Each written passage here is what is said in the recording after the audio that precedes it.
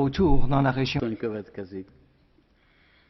Merci, Madame Vergiat. Monsieur le Président, des affrontements sanglants ont lieu au Nigeria sous la houlette du groupe fanatique Boko Haram. Nous nous devons de les condamner, mais cela ne doit pas faire oublier le reste. Ainsi, près de 50 000 personnes croupissent dans les prisons, pour l'essentiel sans avoir été jugées et souvent depuis des années. 1000 personnes sont dans les couloirs de la mort et plusieurs exécutions ont eu lieu la semaine dernière. Très récemment, une loi a été votée criminalisant l'homosexualité. Cette loi prévoit 10 ans de prison pour toute démonstration publique d'affection entre deux personnes de même sexe et la même peine pour toute personne tentant d'aider les LGBT.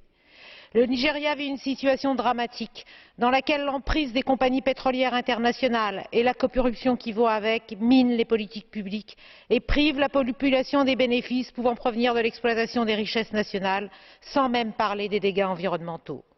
La misère est le terreau de la radicalisation. Les membres de Boko Haram sont surtout des jeunes gens n'ayant pas fait d'études, sans perspective d'avenir et témoins d'une corruption révoltante dans le premier pays producteur de pétrole d'Afrique.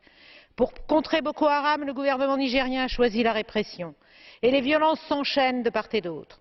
C'est assassinat, rafles, extorsion de fonds, viols et j'en passe. C'est un cercle vicieux qui se met en place au détriment de la population, provoque une immigration massive vers les pays voisins qui ont déjà leur lot de problèmes. C'est intolérable et ce n'est pas seulement en dénonçant les violences interethniques que l'on aidera le peuple nigérian. Dans ce contexte, on peut se demander à quoi ont servi les 700 millions d'euros que l'Union a versés à ce pays depuis 2009. Oui, l'Union européenne a des outils, encore faut-il qu'elle les utilise. Merci, Madame De Keyser.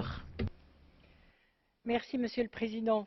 Je voudrais revenir sur ce qui vient d'être dit, c'est-à-dire les 700 millions de l'Union européenne. En effet, l'Union européenne est le plus grand donateur financier au niveau du Nigeria,